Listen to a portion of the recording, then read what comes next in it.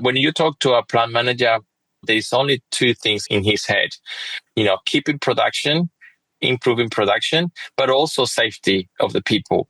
So then when you actually think about a control systems, especially when it's actually critical systems, if you ever lose visibility of an OT process, like operators, the displays of the operators go frozen, or there is no communication to the controllers, that's actually reason enough to do a shutdown. And if you're actually going to install agents from an IT perspective to protect those devices, then there's a risk. And there's a risk that increases very rapidly. On top of that, you also have to consider that these devices are maintained by very strict SLA when it comes from the vendor perspective.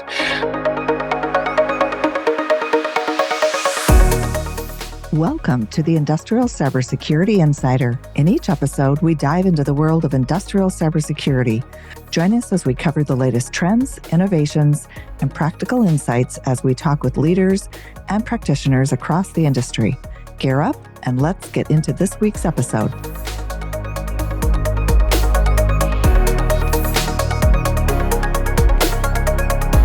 Hi, my name is Dino Busalachi, and today I have the Armis CTO, Carlos Buenaño. I hope I said that right. Welcome, Carlos. Perfect. Thank you so much for having me. It's great to be here. I'm very pumped. No, we're glad to have you. You're one of the top cats we wanted to talk to in this particular arena around industrial cybersecurity. So tell us about your journey into the position you're in and how you got there and why you're there. And obviously, we want to talk about Armis too. So I'll turn that over to you. Thank you so much. Okay, well, I started my career as an electronic engineer, focusing on process control systems. Back in the day, I was actually working for integrators, programming PLCs, programming DCS. Typically, it's small manufacturing environments, breweries and packages and things like that.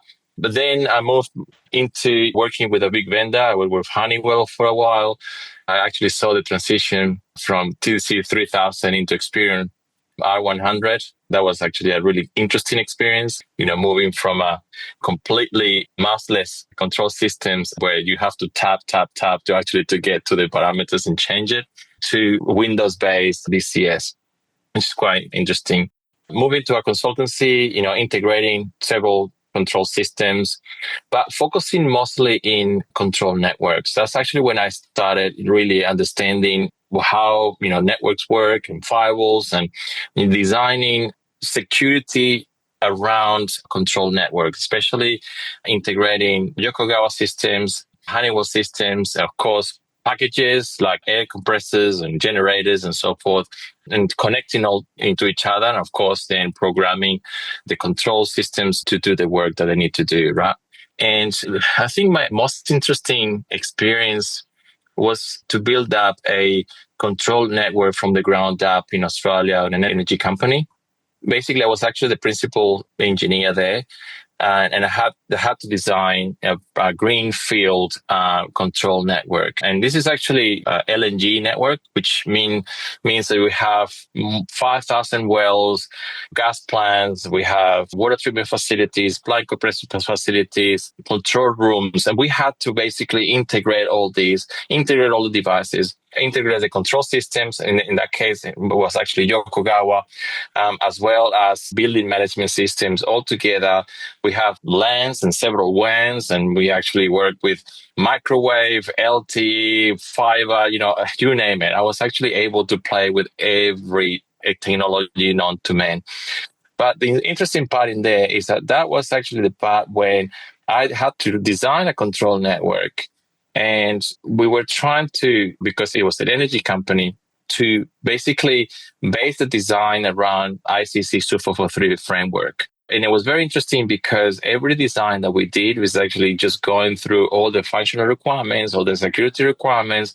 And then from the ground up, we created a really good network segmentation where we have to define what the zones were, all the conduits and, power policies to ensure whitelisting and so forth. So I learned a ton from a cybersecurity perspective. The time came and I had to move on. but I want to continue on focusing in cybersecurity for control systems. And then I moved into Clarity, where I did a cybersecurity consultant for ICS for a year and a half. But then I realized that there was always a gap for me, because when you look at control systems, you don't look at just the actual control systems. There's a lot of interactions in and out the OT network. Call it OT-IT convergence. And then when we were actually analyzing the information there, we always needed to understand from an IT perspective what devices were actually connecting in and out of the OT network. And then I came across with Armis. The Armis does an enterprise-wide solution where I could actually gain the visibility from an OT perspective and all the devices within the OT, what they do and how they communicate to other devices and risks and vulnerabilities and so forth. Being in Armis, then I also was able to see all that information from the devices communicated into the OT network, so that I can create profiles of the devices that were communicated in and out. So that's actually motivated me.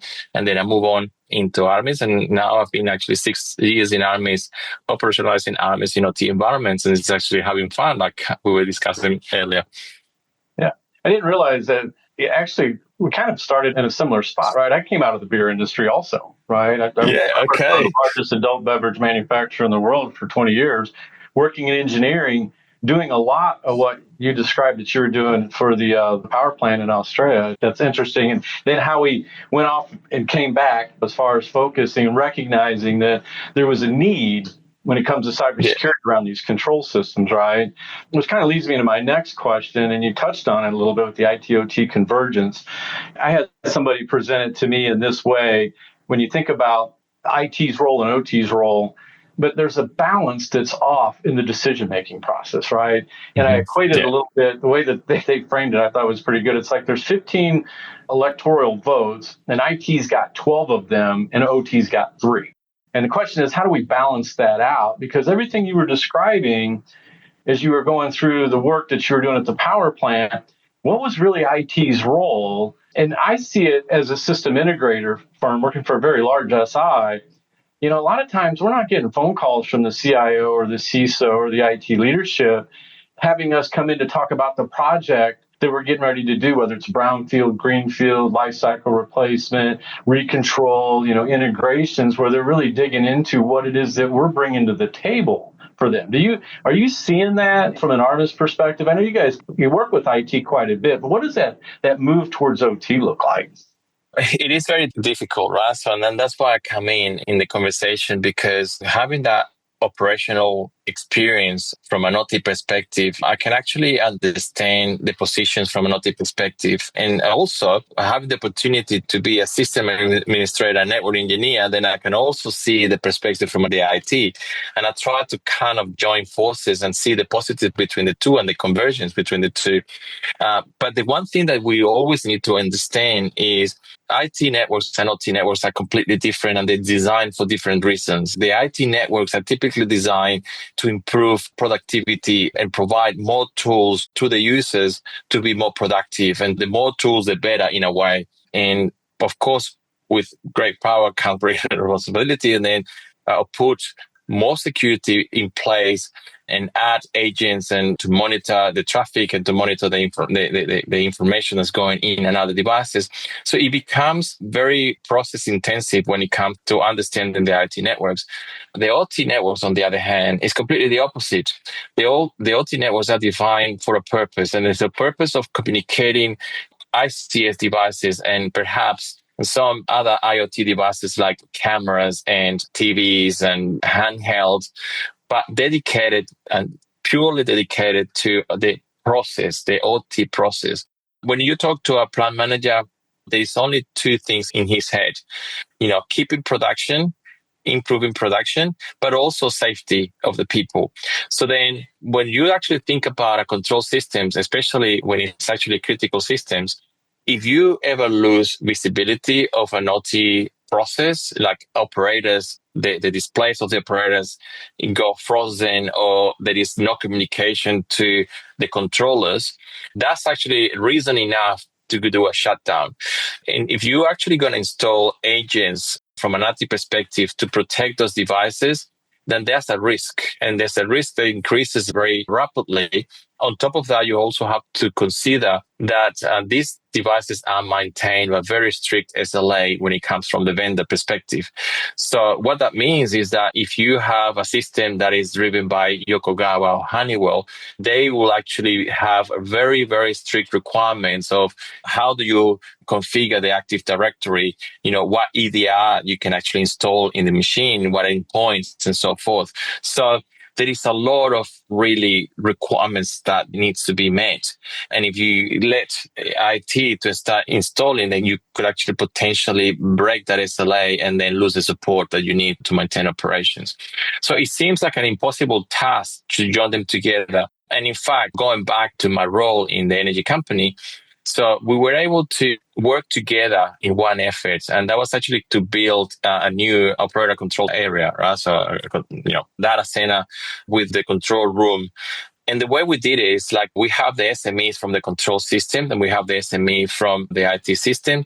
And then we actually create a common design. But the common design, it wasn't merging the two networks together. It was still we have our subnet, if you want to see it that way, of the OT, and which are actually managed by us, and then the IT network. And then we have, of course, the DMZ, and then the two firewalls where one firewall was controlled by the OT team and the other firewall the OT team.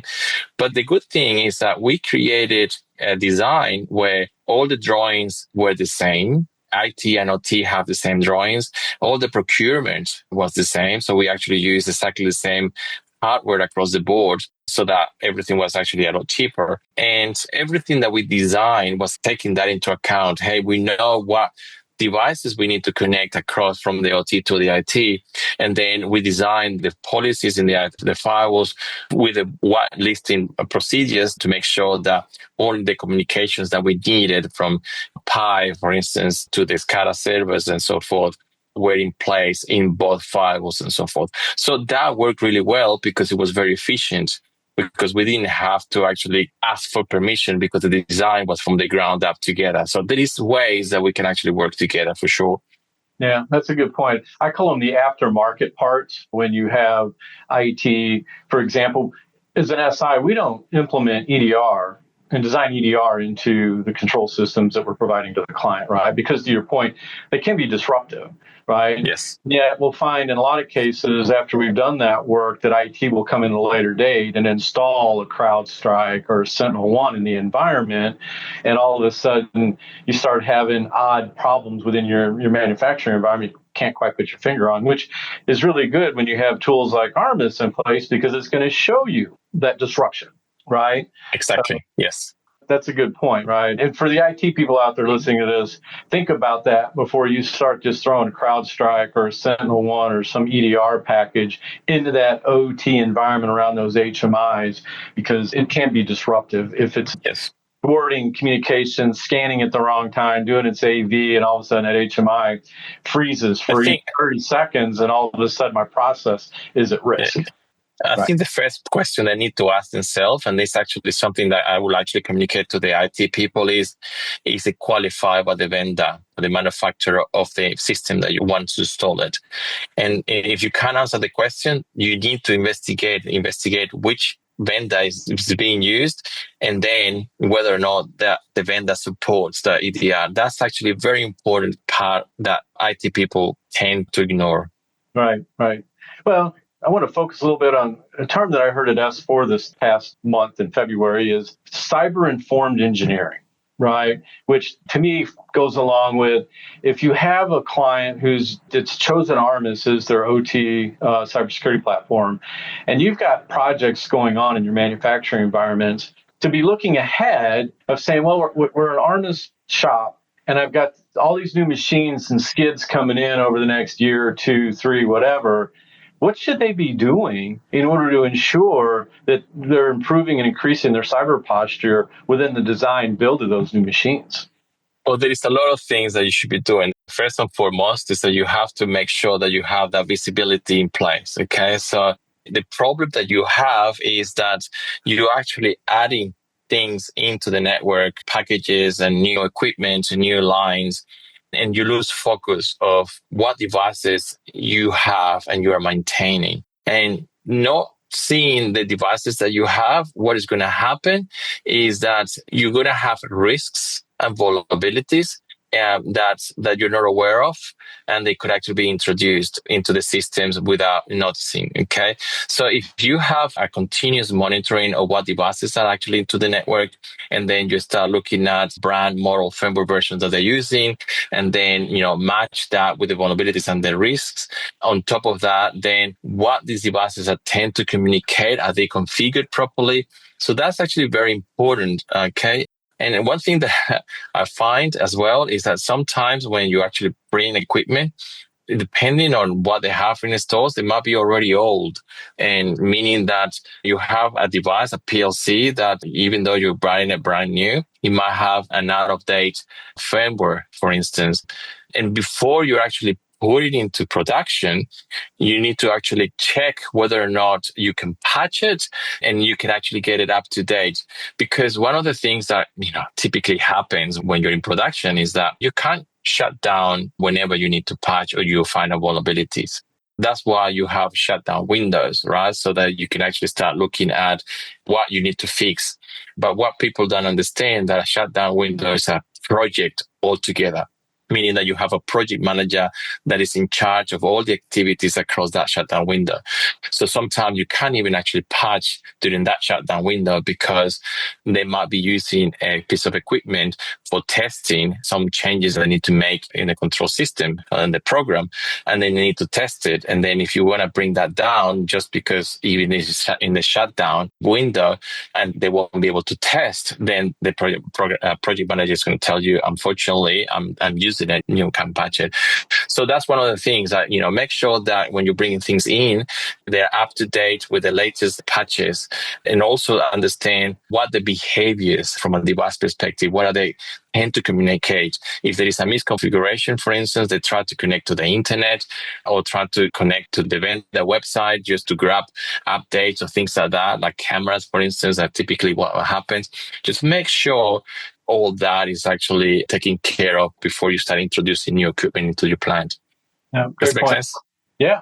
And again, for the IT leadership out there, to kind of sum this up, one, just make sure you're aware of your company's capital plan. Just be aware of it, right? Timing of it and what they're focusing on as far as their capital spend. The other is becoming in tune with their maintenance windows, because that's your opportunity to go in and make some work. They're going to have a whole bunch of other activities going on, which is why they take those maintenance windows. They usually don't take them down just for a patch update. They probably got several activities, geared up for that downtime window. Just be aware of those, because that's your opportunity to get in there and do some of this work. That being said. So along those lines, from an industry perspective, what should clients be doing, right? I mean, we still see a big chunk of the manufacturers out there, maybe 50, 60% of them, that still are that unaware or just beginning to learn Armis's name, right? And then you got maybe 30% that have actually started doing something, maybe did a POC with you guys and maybe brought you into it, did a demo. And then you got 10%, that have actually got a plan, picked the product and run it down the path. What else should they be doing? Well, first of all, they should be doing something because that's something that we actually find is some strategies is do nothing. And that's actually pretty sad, because maybe they don't have the investment or they don't see the criticality of improving the visibility into the plans, the inventory, and understanding the risks and the vulnerabilities, that they should do something. And the consensus has always been, hey, I design my network, I know my network, it doesn't have as many risks as other networks.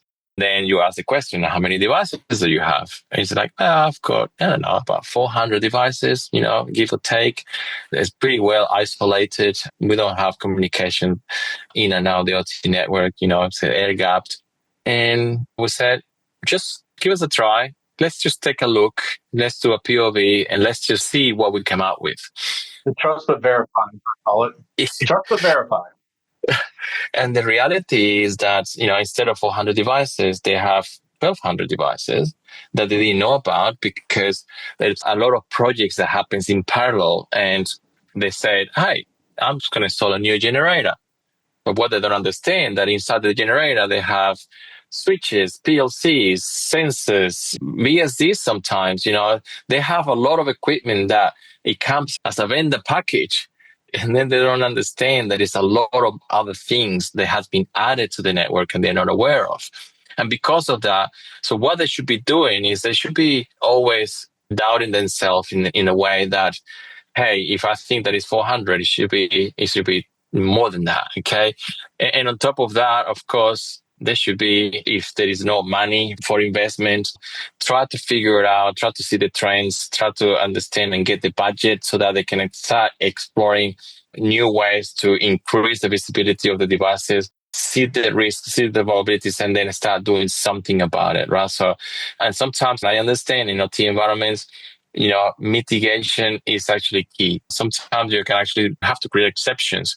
But one thing that they need to be doing from a mitigation perspective is to understand the behaviors of the devices and get armies to understand how the devices are communicating in and out of the network. I mentioned that the customers believe that the networks are isolated, but in fact, 9 times out of 10, we found that there are devices that are directly connected to the IT network. And 7 times out of 10, they are connected directly to the internet. And things like sometimes the engineers needed some support from a vendor and they open up a channel, a VPN channel to the vendor. And without realizing, they didn't put the controls in place. And then they open the control system to the internet without realizing, right? So, and then if you get armies, then to manage the information, then we will tell you what devices you have, what they're doing, whether or not they actually reach end of life or end of support, that they connect into the external network, whether it's IT network or internet. But it's important to do something to understand the actual cybersecurity posture of your OT network for sure. 100%. What you're describing is our findings too. They just don't know what they don't know about their environment, because it's what I say, it's very difficult to manage what you're not measuring. And the only way to be able to do that is to bring in the technologies that exist today to be able to get that asset inventory, understand those relationships and risk of those assets and the vulnerabilities associated. Remote access is a big one. We all know COVID really kicked that door wide open to provide remote access in there. And so what was once air gapped or isolated is not the case. Even if you think that it is, there's still some tech that shows up with a laptop and goes out there and plugs into that machine, or they plug it into the network for that period of time to gain remote access, to your point, and then they forget to unplug it, right? And it stays connected to the network. So if you're not watching it, you're really not sure what the dynamics are in that particular space. Tell us what your experience has been. What we've witnessed is clients that have had a material breach and have paid the ransomware just in order to get their stuff back, versus those that have decided not to pay it and then fight their way through it for the next several months to a year, at the huge cost. Are you starting to see a shift where organizations are just not trying to roll the dice anymore and just rely on their cybersecurity insurance, which is only going to pay for the remediation and mitigation work? It's not going to pay for the business disruption that you had. Yeah, we're seeing more proactive, definitely. Customers are becoming more proactive for sure. And I think customers are starting to realize, okay, how much effort does it take to recover from a ransomware? And we had several reports that tell us the average downtime is 2 weeks. 2 weeks as a minimum, or 2 months to 6 months. And the cost of production, it can actually become millions of dollars. I'm talking about two figures, like in the 10th or 20th, depending on the production that they're actually doing. So they started to realize that that's the case, and they're putting more budget into the cybersecurity programs. And they started slowly with a very limited objectives that what they want to achieve. Starting from the visibility and risks, then the vulnerabilities and vulnerability management and beyond. But we actually see a trend that customers are actually more and more proactive to get to that point. Yeah. It's kind of getting close to the end here. So what advice would you give to somebody who's listening to our podcast or who is looking into an OT cybersecurity strategy journey? What would you convey to them? So cybersecurity is real. The threats that at the moment from OT perspective is there and it's real and it happens. And the biggest issue that we have is as soon as we open the understanding of the risks and vulnerabilities on the OT network, they get overwhelmed. And then really feel like there's a lot of work to do to actually get to a safe cybersecurity program. The advice that I give, and it's something that I suffer myself when I was actually doing this project with ISC 62443, is that frameworks are there to help you through the process. What I actually suggest the audience is, don't be scared of a framework. Whatever framework you pick, they are there to literally take you by the hand and help you develop the security program so that you are actually one day more prepared to be proactive and to reach that operational resilience. What you don't do is do nothing, right? So do something. A framework will actually help you through the process. If you pick ISC 2443, for instance, you have foundational requirements and security requirements, and you start from the first one all the way to 7. Sometimes it's complex, especially when it comes to network segmentation. But do one step at a time. Don't feel overwhelmed. Set objectives, very clear objectives, what it makes sense to you. Network segmentation is always the first step of mitigation, because if you close the in and out of the OT network, you actually minimize the exposure. But the one thing that you need to do is just to gain the visibility and understand the behaviors of these devices and how they communicate in and out the OT network, or even within the OT network. And then from there, they keep going, following the steps of the framework. Yeah. In your experience, as clients are going through this journey again, what do you see that OT cybersecurity makeup of, right? You got the IT-OT convergence. We have this thought process. You got to think globally, make a decision on a tool and technology to use, but you got to act locally. How do you see these teams organizing within the organization? Are they doing things internally to build out their practice? Are they relying on their partners to some extent? How do you see that IT-OT cybersecurity team shaping up? It's a bit of both, to be completely honest, but the trigger is always regulations. We can see more and more regulations that are actually popping up. Like, for instance, if you're in Europe, there's now a regulation for us to follow a specific security and develop a security program. And because of that, typically the CISO then it triggers the process, and some customers, they go directly and then they build their own cybersecurity team and they start actually working towards the security program. Some other customers, bigger customers, they already have relationship with partners and they bring the partners in, people like yourself with a lot of experience, basically a clear path to succeed in developing and introducing and deploying and these security programs, and then rely on that experience to go through that process. But to answer the question is, I've seen both, and depends a lot on the maturity of the team and how quickly the team wants to achieve the goals and what goals they want to achieve. Yeah. So is there anything that you would like to add that we didn't cover in our discussion? Yeah, very quickly, some trends that I have seen, more and more people are open new technologies when it comes to cybersecurity, especially when it comes to deploying quickly and scalably across all the different sites. So they actually start using a lot of cloud solutions to make sure that they have more effective way to get information from advisories and threats, information, and vulnerabilities, and so forth. I'm actually surprised that we haven't mentioned it yet. It's a lot of the use of AI. We can't really do a podcast without mentioning AI, but there's actually proven that it helps. There's a lot of data, as you know. So when it comes to connections, vulnerabilities, the risks, there's a lot of data, and using a model to manage all that data is actually something that is a new trend. And of course, the ransomware and how organized the ransomware is becoming and how much money and budget they have to do what they do. So we actually have to basically attack back and then make sure that we use the new technology to protect ourselves. Yeah, I think what you said earlier is do something. I mean, at the end of the day, you need to be thinking about your manufacturing environment and your industrial assets, and you have to start doing something, right? Yeah. Thanks, Carlos. Appreciate it. No, thank you, Dino. It was fun. Yeah. Thanks for tuning in to the Industrial Cybersecurity Insider. To stay up to date with our latest episodes, be sure to click the follow or subscribe button now. And if you found this podcast helpful or have a topic you'd like us to discuss, please leave us a review or let us know. Thanks again for listening. See you next time.